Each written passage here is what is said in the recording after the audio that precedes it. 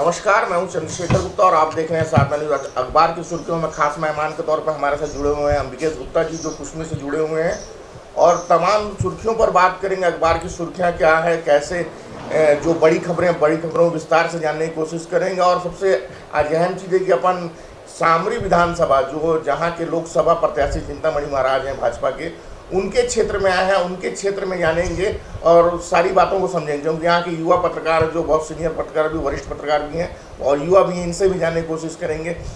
अगर आज की प्रमुख खबरों की बात करूं तो आज भाजपा के राष्ट्रीय अध्यक्ष जी का भी सरगुजा में दौरा है, जेपी नड्डा जी का। क्या लगता है, पूरी ताकत सरगुजा में बीजेपी लगा रही है? देखिए, निश्चित तौर पे जो सरगुजा के प्रत्याशी हैं चिंतामणि महाराज जी, वो कुछ दिन पहले ही भाजपा में शामिल हुए हैं और सरगुजा संभाग के ही हमारे मुख्यमंत्री हैं। तो निश्चित तौर पे सरगुजा संभाग को एक दूसरे नज़रिए से देखा जा रहा है। पूरा फोकस यहाँ पे पूरी ताकत झोंक दी गई है। लगातार बड़े नेताओं का दौरा चल रहा है, देश के प्रधानमंत्री तक यहाँ आ चुके हैं। तो पार्टी सरगुजा संभाग की सीट को खोना नहीं चाहती है। इस स्तर पर अगर देखा जाए तो हर बड़े नेताओं का यहाँ दौरा चल रहा है। एक चीज़ देखा जाए, जैसे आपको बता दूं 2014 में भी जो यहाँ प्रधानमंत्री, जो नरेंद्र मोदी जी उस समय प्रधानमंत्री नहीं थे, अंबिकापुर में दौरा हुआ तो एक लाल किला बनाया गया था। उस लिहाजे से भी खास देखा जा सकता है सरगुजा को क्या? उस लिहाजे से देख सकते हैं, क्योंकि उस समय देश में चूँकि प्रधानमंत्री नरेंद्र मोदी जी प्रधानमंत्री के कुर्सी पर नहीं आए थे, लेकिन यहाँ पे जो लाल किला बनाया गया था और उसके बाद में सरगुजा के साथ साथ में देश भर में बढ़त मिली थी भाजपा को, और उस समय प्रथम प्रधानमंत्री के तौर पे नरेंद्र मोदी बैठे थे। तो उस स्तर से बिल्कुल देखा जा सकता है, कहीं ना कहीं पीएम मोदी का सरगुजा से एक जुड़ाव है। लाल किला का एक छोटा रूप जो दिया गया था उसको लेकर के। युवा पत्रकार हैं आप, कुश्मी हैं, सामरी क्षेत्र हैं, यहीं के जो प्रत्याशी हैं चिंतामणि जी, 5 साल 10 साल कांग्रेस में रहे, अब बीजेपी में आ गए हैं। कैसा काम रहा और बीजेपी का जो काम चल रहा है लगातार? देखिए, कांग्रेस तो खाता नहीं खोल पा रही है सरगुजा में, खास करके सरगुजा सांसद की बात करें, संसदीय क्षेत्र की बात करें तो यहाँ कांग्रेस खाता नहीं खोल पा रही है। बीजेपी का कैसा काम माना जा रहा है? भारतीय जनता पार्टी का काम देखिए, जिस समय तो एक योजना कांग्रेस सरकार को मिली थी, 5 साल तक कांग्रेस राज्य में शासित कर रही थी। इससे पहले 2 योजना भाजपा का था, 2 योजना जो भाजपा का कार्यकाल रहा उस दौरान पे काम भारतीय जनता पार्टी ने बहुत किया है, ऐसा नहीं है कि नहीं किया है। उसके बाद कांग्रेस की जब सरकार बनी तो यहाँ पर जो अभी सरगुजा संभाग के सांसद प्रत्याशी है चिंतामणि महाराज, वो कांग्रेस पार्टी में ही थे। कुछ दिन पहले ही उनको टिकट नहीं दिया गया, जिसके बाद में वो नाराज़गी व्यक्त करते हुए भाजपा में शामिल हुए हैं। और उनको एक वादा किया गया था, उन्होंने अपना शर्त भी रखा था, जो वीडियो पूरा उसका वायरल भी हुआ था, कि अगर उन्हें प्रत्याशी बनाया जाता है तो वो इस पर विचार करेंगे कि भाजपा में शामिल होंगे। और उनको भाजपा में शामिल भी हुए, प्रत्याशी भी बनाया गया है। उनके कार्यकाल की बात की जाए तो ग्रामीण अंचलों में अगर देखा जाए तो भारतीय जनता पार्टी एक अलग विषय है और चिंतामणि महाराज एक अलग विषय बन गए हैं इस समय में। भारतीय जनता पार्टी हो या कांग्रेस पार्टी हो, संविधान तो लगे रहती हैं ग्रामीणों को, लेकिन ग्रामीण जो हैं ये देख रहे हैं, समझ रहे हैं कि कार्यकर्ता भाजपा के जो है वो भाजपा की बात कर रहे हैं, कांग्रेस के जो कार्यकर्ता है वो कांग्रेस की बात कर रहे हैं। लेकिन चिंतामणि महाराज का कहीं ना कहीं व्यक्तिगत जो कार्य है उसको लेकर के थोड़ा नाराज़गी है लोगों के बीच में। कई तरह का मुद्दा आ रहा है, वायरल हो रहा है, सोशल मीडिया पे चल रहा है, तो इसको लेकर के थोड़ा सा नाराज़गी है लोगों के बीच में। अब इन सब नाराज़गियों को कैसे वो दूर कर पाए हैं इस समय में, और इसका परिणाम जो है आने वाले समय में वो निश्चित तौर पर जनता जनार्दन तय करेगी किसकी लोकसभा में किसकी पकड़ो। लेकिन एक लोकसभा सरगुजा खास करके बात करो, सरगुजा में कांग्रेस ने खाता नहीं खोल पाया। सरगुजा ने कांग्रेस का खाता तो नहीं खोला है, लेकिन भाई चलते रहता है, प्रयास है। और क्या है, ये सरगुजा थोड़ा भाजपा का लोकसभा के स्तर पे अगर देखा जाए तो भाजपा का गढ़ माना जाता है, और इस गढ़ पे कांग्रेस ने खाता नहीं खोला है। इस बार ऐसा लग रहा है कि ये ताकत बहुत ज़्यादा झोंक करके रखे हैं, तो कहीं ना कहीं उलटफेर की स्थिति बन सकती है, ऐसा लोगों में चर्चा का विषय है। एक बहुत बड़ी खबर कुश्मी से आ रही थी, एक गांव था जहां चुनाव का बहिष्कार किया गया था, हालांकि प्रशासन के पहुंचने के समझाने से फिर वहां के लोग तैयार हो गए। कहाँ का कौन सा गांव था और लोग क्यों बहिष्कार कर रहे थे इसका? दरअसल जी हम लोग जो ये जिस जगह पे बैठे हैं यहाँ से ठीक 17 किलोमीटर दूर सामरी है और सामरी से करीब 24 किलोमीटर दूर झारखंड का सीमा चालू हो जाता है। ये हमारा जो ज़िला है बलरामपुर ज़िला, ये 2-3 राज्यों के बॉर्डर से जुड़ा हुआ है, उड़ीसा, झारखंड, उत्तर प्रदेश। ये झारखंड की सीमा से लगा हुआ एक कुर्डी ग्राम पंचायत है। कुर्डी ग्राम पंचायत में 5 गांव है, सहायक गांव 5 गांव हैं, जिसमें एक चंचल चुआ है, पियार टोली है, जोड़ा डूमर है, मुड़कम है, भुई पानी है। यहाँ के जो गांव के ग्रामीण हैं वो अपनी मूलभूत सुविधाओं को लेकर के आवाज़ उठाए थे। ग्रामीणों का कहना था कि जब जब चुनाव आता है, वो चुनाव पंचायत का हो, विधानसभा हो, लोकसभा हो, कोई भी चुनाव हो, तभी यहाँ नेता आते हैं, अधिकारी आते हैं और आश्वासन देते हैं कि हम कार्य करेंगे। लेकिन बावजूद उसके कार्य जब नहीं हुआ तो उन लोगों ने ये निर्णय लिया कि अब कोई भी आ जाए हम चुनाव का बहिष्कार करेंगे। लेकिन अब चूँकि क्या है कि लोग जागरूक हैं, जानते हैं कि मतदान करना अति आवश्यक है, और बाद में प्रशासन की टीम वहाँ उस गांव में पहुंची, प्रशासन की टीम ने पहुंच करके अपनी बातों को रखा और कुछ ऐसे कार्य थे जिसको उन्होंने बताया कि अभी आचार संहिता लगा हुआ है, आचार संहिता के पूर्व ही कुछ कार्य स्वीकृत हो चुके थे। क्योंकि गांव के लोगों को ये पता नहीं रहता है कि कार्य स्वीकृत हुआ है या नहीं हुआ है। इलाका ही ऐसा है, बहुत सारे काम तो यहाँ ऐसे भी चलते हैं जिन पर कार्य के निर्माण वाला बोर्ड नहीं लगाया जाता है, तो लोगों को जानकारी नहीं रहती है। जानकारी के अभाव में उन्होंने ये सब निर्णय लिया था। कुछ जो काम है, सड़क की जो काम है वो स्वीकृत हो चुकी है, उनको ये बताया गया कि स्वीकृत हो गया है, उस कार्य को अभी आदर्श आचार संहिता का पालन करते हुए इस समय में काम नहीं किया जा सकता। लेकिन जैसे ही मतदान खत्म हो जाएगा, आचार संहिता खत्म हो जाएगी, तो स्वीकृत जो कार्य हैं उसको किए जाएंगे, और बाकी हर आपकी छोटी मोटी कार्यों को हम प्रयास करेंगे। और आप लोग जो है कि चुनाव में अपना मत दीजिए, अपना इस लोकतंत्र के पर्व में भागीदारी अपनी रखिए, और कार्य को जो है कि मतदान जो है वो अपना मतदान बहिष्कार मत करिए। तब जाकर के सहमति बनी और उन्होंने वोट करने का निर्णय लिया है। गांव के लोगों के बीच में मैं गया था, गांव के लोगों ने ये भी बताया था कि अभी वर्तमान प्रत्याशी का ही बात चला था, चिंतामणि महाराज जी का। तो उन्होंने कहा था कि जब वो कांग्रेस के सरकार में थे तो 2021 में उन्होंने जाकर के एक जन चौपाल लगाया था। जन चौपाल लगा करके उन्होंने बहुत सारे ऐसे विकास के कार्यों को लेकर के मूलभूत सुविधाएं, वहाँ बिजली आज तक चालू नहीं हो पाई है। वहाँ के लोगों के लिए देखिए बिजली बहुत महत्वपूर्ण है आज के डेट में।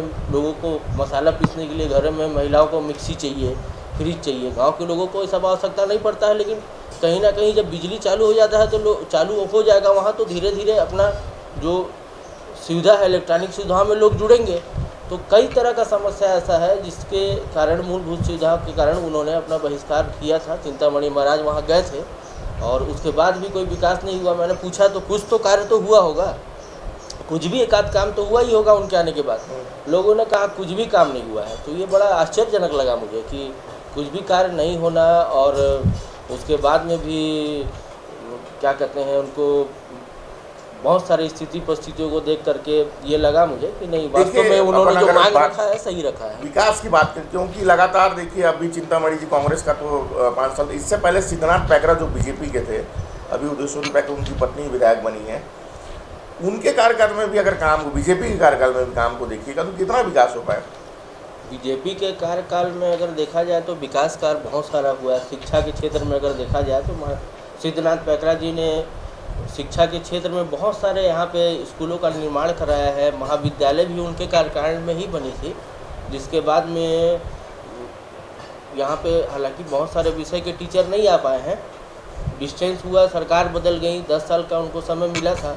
2008 का मुझे ध्यान है कि 2008 में डॉक्टर रमन सिंह की सरकार थी और डॉक्टर रमन सिंह आकर के महाविद्यालय कुसमी का वहाँ वो उद्घाटन किए थे, लोकार्पण किए थे। और उसके बाद में बहुत सारी असुविधा अभी भी है महाविद्यालय में। तो सरकारें बदली तो कहीं ना कहीं कांग्रेस पार्टी में शिक्षा के स्तर पर अगर देखा जाए तो काम जितना होना चाहिए, युवाओं का जो मांग है महाविद्यालय को लेकर के, वो नहीं हो पाया। इसके अलावा भी अगर विकास का बात किया जाए खेल के स्तर पर, तो कुसमी में भी कहीं ना कहीं भाजपा शासनकाल में स्टेडियम के विस्तार का काम हुआ। आपका शंकरगढ़ में भी स्टेडियम बना। तो विकास का कार्य जो मूलभूत सुविधा जो सुविधा लोगों को मिलना चाहिए, मूलभूत सुविधा में देखिए सबसे बड़ी चीज़ होती है रोड। यहाँ का रोड की स्थिति कैसी है, क्योंकि मैंने भी जब अंबिकापुर से जब आ रहा था, रोड अंबिकापुर से राजपुर तक खराब है, लेकिन राजपुर से कुसमी तक का रोड बहुत अच्छा बना हुआ है। क्या मानते हैं?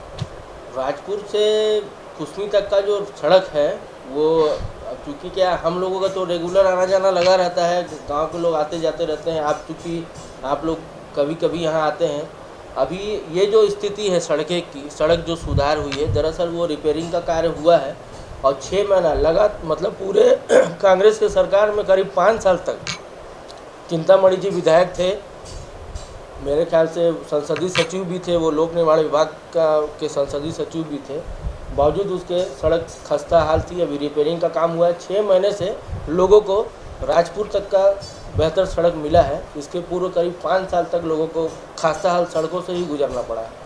यहाँ आप रिपोर्टिंग करते हो, क्योंकि बहुत दिन से आप पत्रकारिता कर रहे हैं, यहाँ क्या कमी देखी गई? क्योंकि लगातार बीजेपी का कब्जा तो रहा है यहाँ 5 साल। अभी देखा जाए तो यहाँ के जो विधायक, जो अभी कांग्रेस के पूर्व विधायक जो थे, अभी भले बीजेपी में शामिल हो गए, 5 साल में कितना विकास कर पाए थे? कुछ विकास हो पाया था चिंतामणि महाराज जी के द्वारा?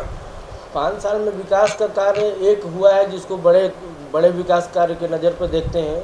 चांदो वाला जो मार्ग है, वहाँ पे कंदरी एक ग्राम पंचायत है, कंदरी के पास एक नाला है, वो नाला मेरे ख्याल से चुरुंडा नाला उसको बोलते हैं स्थानीय भाषा पे। तो चुरुंडा नाला का जो कार्य हुआ है, उससे लोगों को बहुत राहत मिला है। एक बड़े विकास कार्य के तौर पे अगर देखा जाए तो वही विकास हुआ है। इसके अलावा तो मुझे नज़र नहीं आ रहा है कि ऐसा कोई ज़्यादा विकास हुआ हो, या लोगों के बीच में ऐसा कोई चर्चा भी नहीं है कि कोई बड़े कार्य हुए हों। अब तो बीजेपी में शामिल हो गए हैं। नरेंद्र मोदी की जो लहर है, नरेंद्र मोदी का जो फैक्टर है, यहाँ कितना लोगों में आप जाते हो तो कितना काम आ रहा है? क्योंकि देखिए सबसे बड़ा मुद्दा अगर देखा जाए, राम मंदिर का भी मुद्दा माना जाता है। देखिए, मंदिर का मुद्दा तो माना जाता है, लोगों को आस्था से जुड़ा हुआ है ही। लेकिन मोदी लहर देखिए 2018 के तर्ज पर अगर देखा जाए तो जिस तरीके से 2018 में मोदी जी का लहर था, उससे कहीं ना कहीं लोग ये मान के चल रहे हैं कि 2024 के इस चुनाव में लहर काम नहीं आएगा। थोड़ा सा लोग व्यक्तिगत तौर पे व्यक्तिगत छवि देखकर वोटिंग करेंगे। बाकी जनता का जनादेश है, जैसा जनता तय करेगी उस हिसाब से सरकारें बनेगी। सरकार किसकी बनती है इस पर तो अपन तर्क नहीं कर सकते, लेकिन ये है कि सरगुजा संभाग में मोदी लहर का बहुत ज़्यादा इफेक्ट नहीं पड़ने वाला है। उसका कुछ कारण क्यों? क्योंकि मोदी जी अभी देखिए जनसभा जो उनका देखा गया जी, जनसभा में जो जन सैलाब उमड़ के आया था जी, कि जितना उन्होंने पंडाल बनाया तो उससे ज़्यादा लोग वहाँ उपस्थित हो गए इतनी कलकलाती धूप में मोदी जी को सुनने के लिए। तो जन सैलाब कहीं ना कहीं तो देखा जा रहा है ना। मोदी जी जिस समय से देश में शासित कर रहे हैं, उनसे लोकप्रियता है लोगों की, इसलिए उनको सुनने के लिए लोग पहुँचे होंगे, समझने के लिए पहुँचे होंगे। और देश के चूँकि वो प्रधानमंत्री हैं, हो सकता है कि पहुंचने के बाद कुछ उपहार स्वरूप भी सबको मिल सकता था। इस आशाओं के साथ भी लोग पहुंचे थे। लेकिन ये जो प्रत्याशी की बात करें, हम लोकसभा प्रत्याशी की जैसे बात की जाए और उनकी लहर की बात कर रहे हैं, कुछ दिन पहले ही वो भाई चूँकि कांग्रेस में थे और भाजपा में बहुत सारे ऐसे बड़े चेहरे थे जो लोकसभा के योग्य उम्मीदवार थे और वो अपने लिए वो टिकट की मांग कर रहे थे। तो अंदरूनी खेमा में कुछ चल रहा है क्या? अंदरूनी ऐसा सुगबुगाहट तो है कि अंदरूनी नाराजगी है लोगों में। लंबे समय तक लोग अपने लिए टिकट का प्रयास कर रहे थे। अपने उनके साथ जुड़े हुए जो कार्यकर्ता हैं वो अपने नेताओं के लिए आस लगा करके बैठे थे। कहीं ना कहीं उन लोगों में ठेस तो पहुंची है, जिससे ऐसा बीच में सुगबुगाहट उठा था कि अंदरूनी कुछ ना कुछ चल रहा है। लेकिन अब मुझे ऐसा लगता है कि केंद्रीय नेतृत्व में सारा चीज़ ठीक हो गया है, लोग एक साथ काम कर रहे हैं। लेकिन अब चूँकि क्या होता है, जिस तरीके से गर्म की हुई चाय में स्वाद खत्म हो जाती है, तो समझौते के संबंध में भी कहीं ना कहीं देखा जाए तो वो समझौता ही करके, क्योंकि उनका जो मांग था कि मैं बीजेपी में तभी शामिल होऊंगा जब मुझे लोकसभा का उम्मीदवार बनाया जाए, वो तो विधानसभा की मांग कर रहे थे कि विधानसभा में उम्मीदवार बनाने के लिए बात कर रहे थे। तो कहीं ना कहीं तो मोदी की गारंटी है, गारंटी मोदी जी ने ये भी दिया था कि मैं उम्मीदवार बनाऊंगा, तो कहीं ना कहीं वो गारंटी पूरा करते भी नजर आए। कांग्रेस की अगर बात करूँ, कांग्रेस कितना मजबूत मानते हैं यहाँ? कांग्रेस अभी के डेट पे मजबूत नज़र आ रही है। जिस तरीके से प्रदेश में सरकार गई है, सीट खोए हैं, सरगुजा पूरी तरह से साफ हो गया है, तो उन्हें ऐसा लग रहा है कि नहीं, हम लोगों की गुटबाजी के कारण कहीं ना कहीं हम लोगों को नुकसान पहुंचा है। तो ऐसी स्थिति में मुझे ऐसा लग रहा है, सारे चेहरे एक साथ नज़र आ रहे हैं। एक दो मंत्री एक दो है जो किसी कारण से फील्ड पे नहीं उतर रहे हैं। बाकी अगर दूसरे तरीके से देखा जाए, जो मंत्री थे पहले कांग्रेस की सरकार में, तो वो नज़र नहीं आ रहे हैं फील्ड में। कारण कुछ वो उसका दूसरा है जिससे बोल नहीं सकता। कांग्रेस के अंदर खेमे में क्या चल रही है वो तो देखने वाली विषय है, क्योंकि सरगुजा में देखा जाए तो सरगुजा में कई ऐसे दिग्गज मंत्री हैं जो अपने क्षेत्र में एक दिन भी प्रचार करने नहीं गए। वो वही मैं बताना चाह रहा था कि हर चीज़ों को बोल पाना थोड़ा मुश्किल होता है। शशि सिंह को लोग कितना यहाँ पसंद करते हैं, शशि सिंह को लोग कितना जानते हैं यहाँ? शशि सिंह जी को एक्चुअली में क्या है, उनके जो पिताजी थे वो जो अजीत जोगी जी के सरकार में छत्तीसगढ़ में कैबिनेट मंत्री के रूप में थे, वो उनको दर्जा मिला हुआ था। और उनके जो पिताजी हैं तुलेश्वर सिंह जी से लोगों का बहुत ज़्यादा जुड़ाव रहा है इस क्षेत्र में, जिस वजह से उनको लोगों का प्यार मिल रहा है, ऐसा मेरा ऐसा मानना है। लोगों के बीच में जब मैं गया हूँ तो लोग कहीं ना कहीं उनके पिताजी के द्वारा किए गए उनके कार्यों का लोग सराहना करते हैं। और ये जब आ रही हैं, कम उम्र की युवा नेत्री हैं और लोगों से जो मिलना जुलना है, तो उससे कहीं ना कहीं ऐसा लग रहा है कि वो पिताजी का उनको आशीर्वाद है ही, साथ में वो अपना जो व्यक्तिगत छवि है उसके तौर पे वो अपनी बातों को लोगों को रुझाने में लगी हुई है। बीजेपी की बहुत सारी योजनाएं चल रही है, उसमें योजना का महतारी वंदन योजना जो इनके लिए बहुत विधानसभा में देखा जाए तो बहुत लाभदायक है। उसमें कांग्रेस भी एक ने लुभावन दिया 1 लाख महिलाओं को देने का। ये महतारी वंदन योजना कितना लाभ मिल पा रहा है बीजेपी के द्वारा जो चलाया जा रहा है, क्योंकि ये तो रामबाण साबित हुआ विधानसभा में, देखिए सरकार भी बन गई। हाँ, रामबाण साबित हुआ है। महतारी वंदन योजना में लोगों को लाभ मिल रहा है, महिलाओं को लाभ मिल रहा है। बहुत सारे अभी भी ऐसे लोग हैं जो लाभ से वंचित हैं। कई लोगों का मुझे गांव से फ़ोन भी आते रहता है कि हम लोगों को उम्र में छाट दिया गया है, तो क्या कुछ ना कुछ समस्या लगा रहता है। धीरे धीरे अभी क्या है, सरकार बनी 4 महीना सरकार का हुआ है, तो धीरे धीरे लोगों को उसमें जोड़ रहे हैं। महतारी वंदन योजना से महतारी खुश तो है, लेकिन इसका अब लोकसभा चुनाव में कितना प्रभाव पड़ता है ये देखने वाला विषय है। निश्चित तौर पर जनता जनार्दन के ऊपर छोड़ते हैं। हालांकि मतदान बहुत बड़ा पर्व है, पर्व का आप इस पर्व में आप हिस्सेदारी करें, वोटिंग करें, घर से निकलें, वोट डालें 7 तारीख को।